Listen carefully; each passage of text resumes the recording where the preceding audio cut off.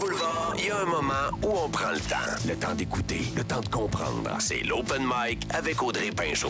Un espace pour les vraies histoires, les vraies questions, les vraies émotions. Un rendez-vous incontournable de Boulevard 102.1. Disponible à tous les jours sur notre page YouTube.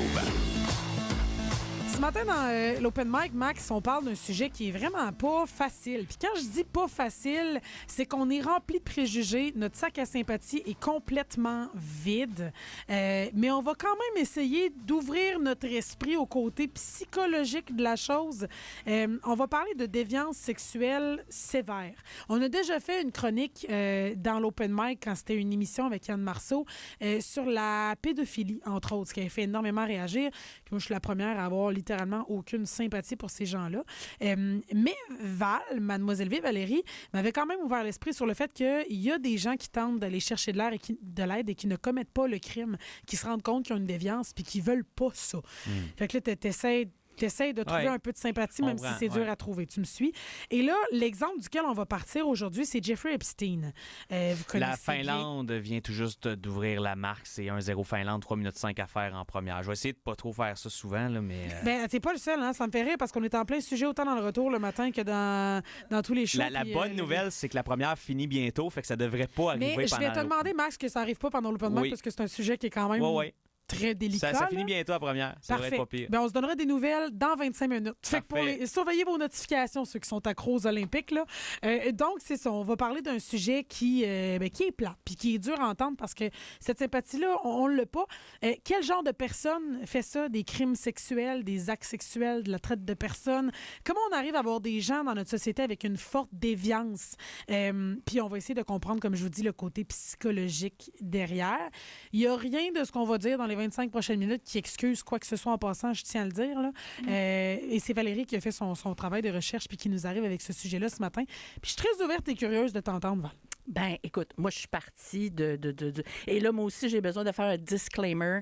Je m'excuse, mais le prénom Epstein va souvent sonner comme Einstein. OK, Epstein, j'ai bien de la misère. Mais vous vous souvenez de qui je parle? Je vais essayer de faire un effort. Alors, oui, ben moi, j'ai eu beaucoup de gens qui ont communiqué avec moi et qui m'ont demandé, Valérie, quel genre de personne commet ce type de crime-là?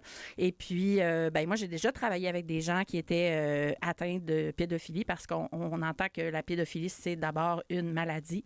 C'est vraiment considéré comme une maladie pour vrai, là? Oui, je sais que t'aimes pas ça. Non, mais c'est dans le DM5, c'est... Oui, absolument. Pas vrai? Oui, absolument, ça l'est. C'est la maladie mentale. C'est une déviance, oui, mais hey, j'ai de la misère. OK. Oui, la pédophilie, c'est considéré comme un trouble clinique et non une maladie morale. OK? Et pourquoi? C'est parce qu'on ne peut pas tous les mettre dans le même panier. Il y a des gens qui sont atteints d'une attirance envers les enfants, ce qui n'est pas acceptable, on le sait, mais qui ne commettront jamais l'acte d'aller plus loin.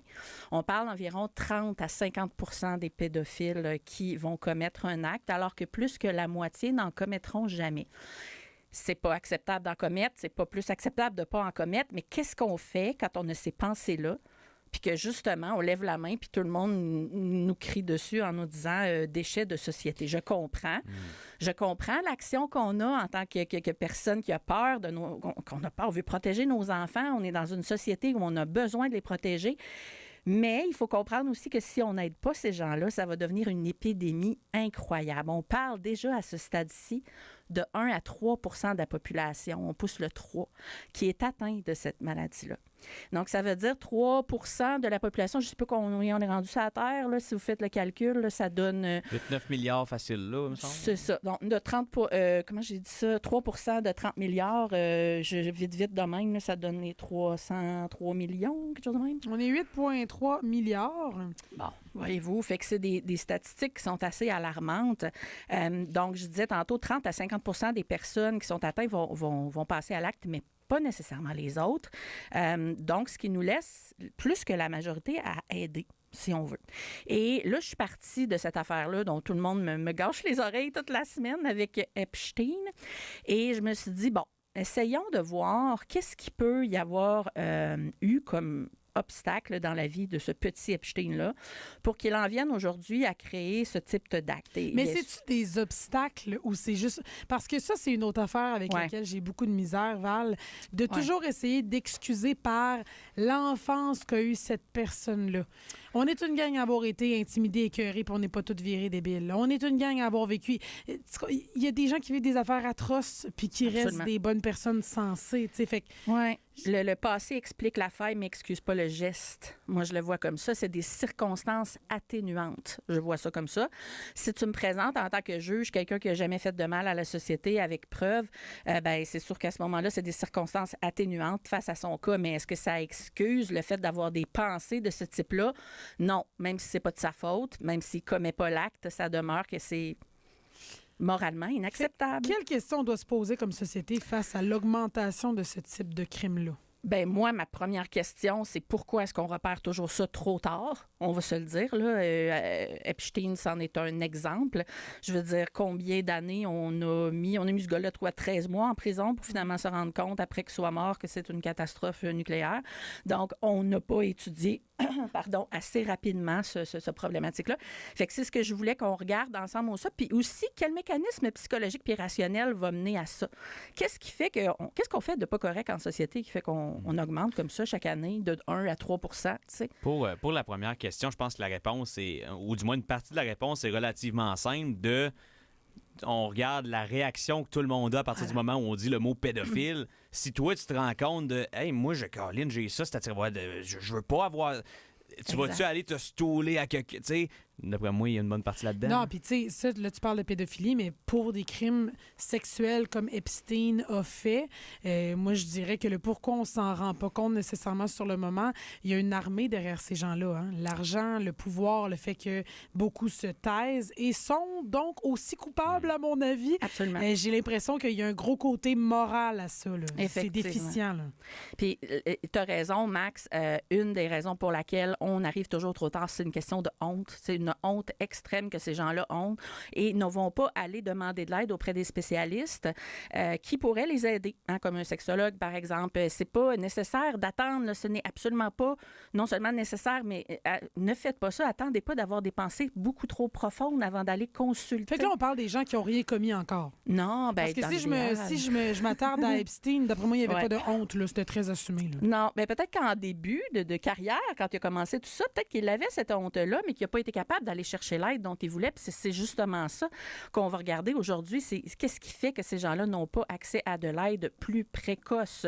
Il y a aussi une confusion publique incroyable. Tu le dis, ça t'énerve qu'on dise le mot maladie. C'est normal parce que c'est quelque chose qui nous répugne. Mais il y a une confusion publique entre c'est quoi un fantasme, c'est quoi une problématique, puis une maladie, puis un crime. Tout ça ensemble fait que la société réagit au scandale et non aux signaux précoces de la maladie. Fait qu'il y a une absence évidente d'aide clinique au Québec, malheureusement. Puis je peux pas porter de diagnostic sur Epstein, malheureusement. Je ne l'ai pas rencontré, heureusement. Mais si j'avais à le faire, depuis ce que j'ai regardé, je dirais que c'est une paraphilie qui implique des mineurs, donc de la pédophilie, et une compulsivité sexuelle qui est dominante, puis des traits de personnalité manipulateur. Oui, du narcissisme, c'est ça que je voulais dire. En fait, c'est un narcissique qui avait tous les objets de pouvoir entre ses mains pour faire beaucoup de dommages, et puis malheureusement, il l'a fait. Puis tu te sens invincible dans ce temps-là, quand tu as l'impression qu'il a été protégé de tout bord, tout côté. Ben écoute, l'option de groupe, là, parlons-en. Hein. On aime ça croire au monstre qui est solitaire, là, mais la réalité, c'est que c'est presque jamais le cas. OK?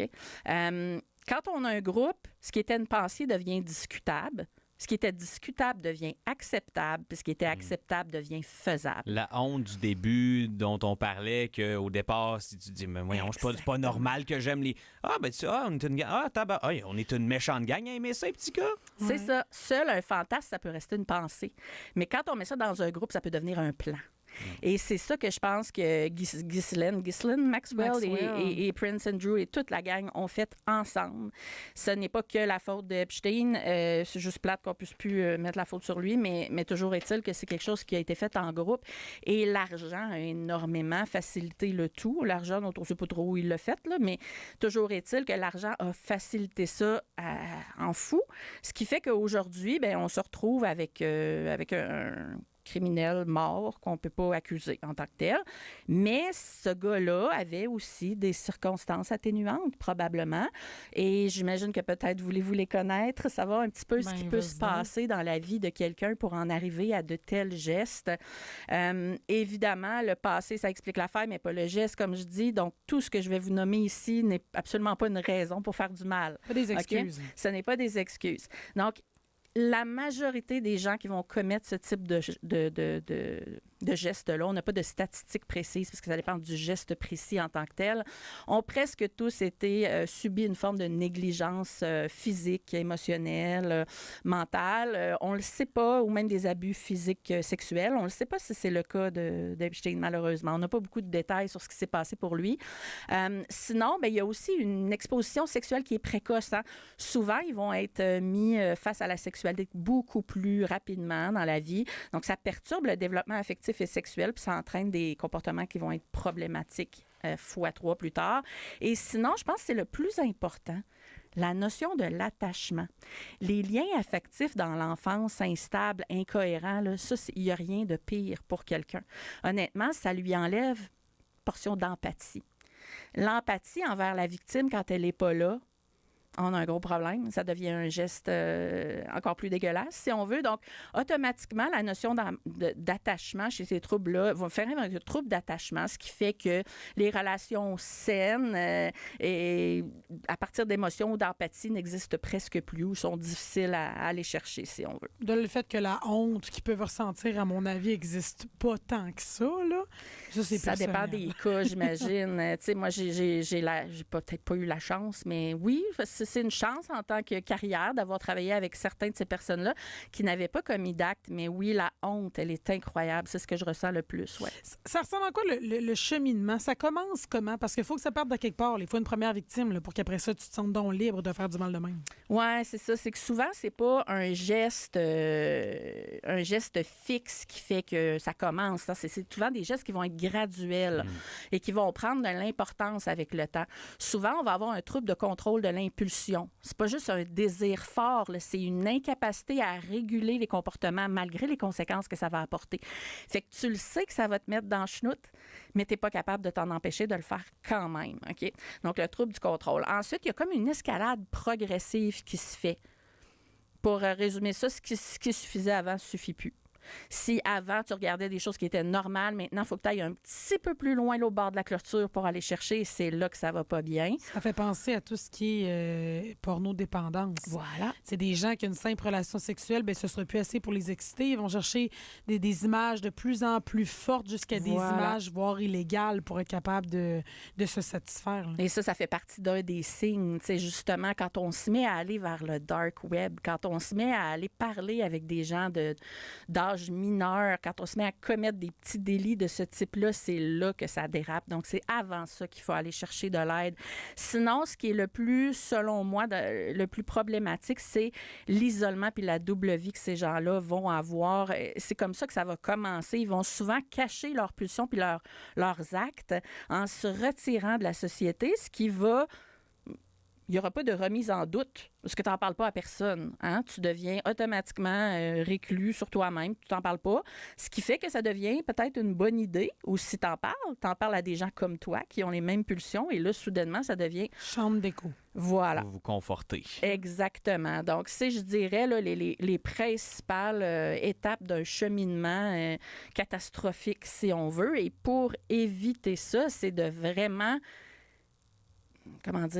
voir à la base, c'est quoi les signaux d'escalade? Quand est-ce qu'il faut aller chercher de l'aide? Et c'est surtout ça que je voulais qu'on voit aujourd'hui, parce que si on continue de les ignorer, ces gens-là, je vous avertis que dans 10 ans, ça ne sera pas 3, mais ça va être 10 %. Et là, on va avoir des gros problèmes comme société. OK? Donc, je ne sais pas si les premiers ministres m'écoutent, mais... Venant d'une conseillère en sexologie. Exactement.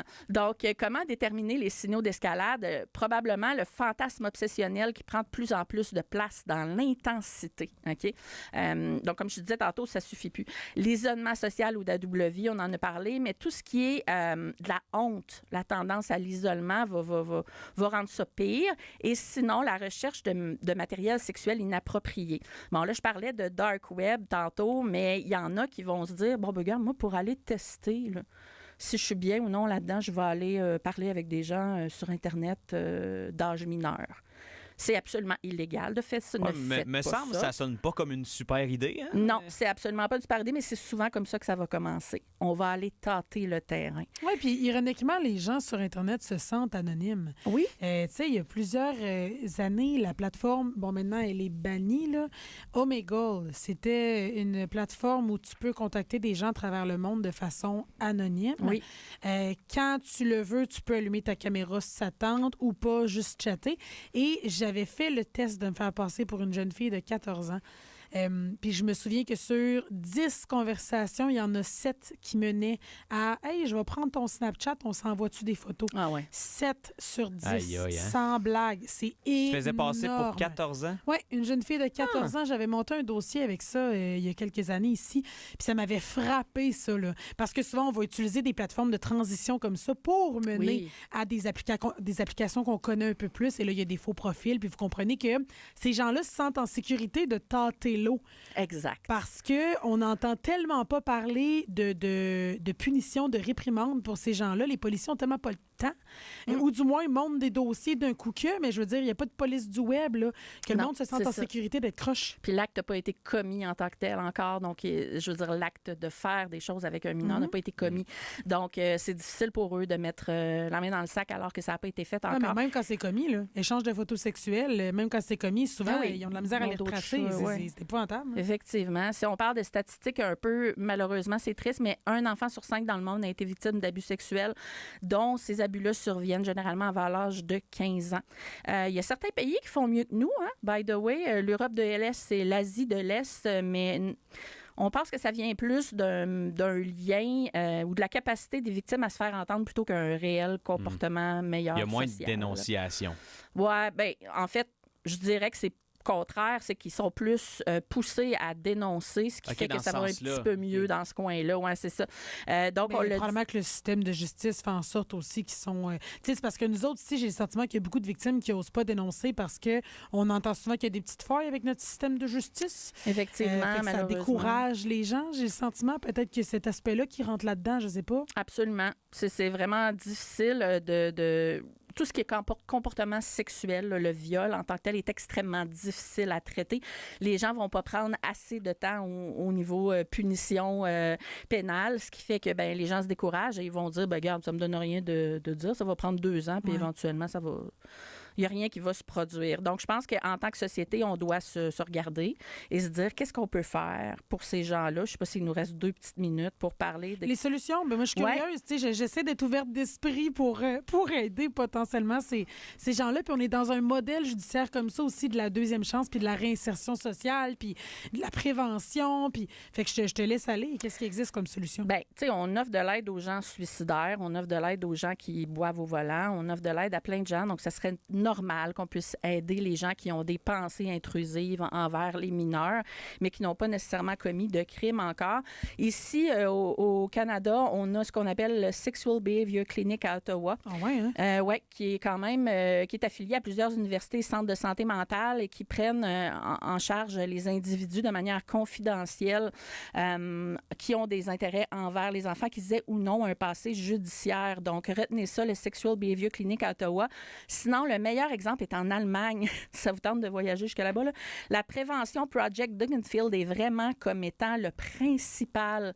C'est ce qu'on regarde à vouloir devenir. C'est tellement. Quoi, hein? C'est un centre, un peu comme on l'a vu ici au Canada, qui va accueillir les gens dans toute confidentialité et qui vont leur apporter une aide afin de se rétablir en société.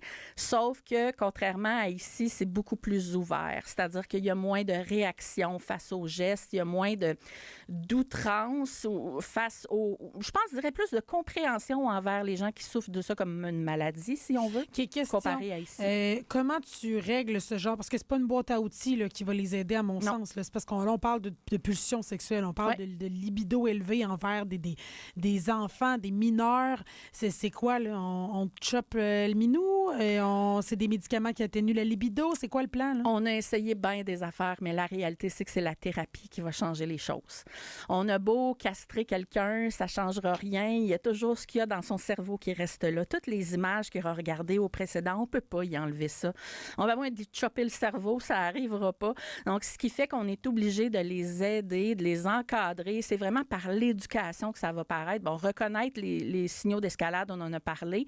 Reconnaître la différence entre le fantasme et le comportement problématique aussi. Tu sais, des fois, on check sur Internet, puis là, on se met à voir des affaires, puis on n'est comme pas sûr si on devrait regarder ce genre de choses. Écoutez donc votre feeling. Si vous vous sentez mal d'être là, c'est peut-être qu'il y a une raison. Tu sais. Et puis à ce moment-là, il faut se poser la question puis reculer en arrière. L'éducation retire la peur, puis ça modifie l'attitude des gens. Fait que les personnes qui souffrent de pédophilie vont pouvoir sortir chercher de l'aide sans avoir peur d'être sacrifiés sur la place publique. T'sais. Fait que je pense que c'est surtout ça. Il faut modifier un petit peu notre perception pour permettre un plus grand traitement de ces personnes-là. Je vois la face à Audrey qui me regarde avec une grimace. Non, mais non, mais c'est pas pour rien que tu fais ta job. Ouais. Je réalise que je pourrais pas la faire. Puis Ouais. je salue vraiment, vraiment, vraiment ton ouverture d'esprit parce que je suis convaincue qu'il y a des gens qui doivent paniquer de sentir qu'ils ont un intérêt qui est pas normal. Absolument. Puis c'est fréquent. Très fréquent. Je pense juste que c'est ça. C'est très tabou. C'est difficile d'avoir de la sympathie. J'ai pas encore d'enfant, mais tu parles de ça, puis j'ai les ovaires qui me claquent déjà en train de vouloir protéger quelque chose qui existe même pas. Ben oui, puis je suis une maman, tu sais, fait que je peux comprendre ce dilemme-là. Mais en tant que société, il faut faire confiance. C'est une maladie, ça vient du Fait cerveau. que ces gens-là peuvent contacter conseillère en sexualité, Oui. sexologue, peu importe, pour Sachez se que- faire aider, puis il n'y a pas de problème. Parce qu'il y a des gens aussi, puis je ferme avec ça parce que je vois le temps passer, Ouais. là, mais je sais qu'il y a des gens qui n'osent pas lever la main parce qu'ils ont peur que vous appeliez la police. Exactement. Puis non, c'est pas le cas. On va le faire. On est tenu de le faire en tant que professionnel si on sent un danger immédiat envers quelqu'un ou n'importe qui, en fait. Si je sens, moi, en tant que thérapeute, qu'il y a une raison qui passe à l'acte, évidemment, on va dénoncer, c'est obligatoire. Mais la majorité des gens, comme je disais tantôt, ne vont pas le faire et donc ont besoin de se confier à quelqu'un et de faire le tour de la question pour ensuite être réhabilité dans l'idéal. C'est ce qu'on veut. Mademoiselle V, conseillère en sexologie, merci beaucoup pour ce plaisir. sujet-là ce matin. Je pense qu'on a fait ça quand même. Mademoiselle V. Mademoiselle. Mademoiselle. Pour te rejoindre, pourquoi je dis encore ça? Mademoiselleve.com, MLLEV.com. Merci Val, merci Audrey, on Merci. t'écoute dans le retour cet après-midi. salut! Au retour de la pause, puis en passant, ça c'est resté comme prévu 1-0 à Finlande là, dans les quelques minutes qui restaient en première période. On continue de suivre ça pour la prochaine demi-heure du Point de Max. Au retour de la pause, les nouveautés musicales, il y en a beaucoup aujourd'hui. On va s'amuser, mais avant ça, on va manger nos légumes parce que grosse nouvelle qui est tombée il y a quoi? 1 heure et des poussières. Certains tarifs douaniers de Donald Trump qui sont invalidés par la Cour suprême des États-Unis. On fait le tour de qu'est-ce que ça affecte à travers le monde, qu'est-ce que ça affecte pour nous, le Canada. Plusieurs réactions, notamment de Dominique Leblanc, le ministre fédéral. Dans les dernières minutes, le ministre québécois Jean Boulet aussi a réagi pour nous dire un peu ce que ça changeait ou pas pour le Québec. Bref, on fait le tour. Vous écoutez le Point de Max à Boulevard. Le point de Max. Le point de Max. C'est payant.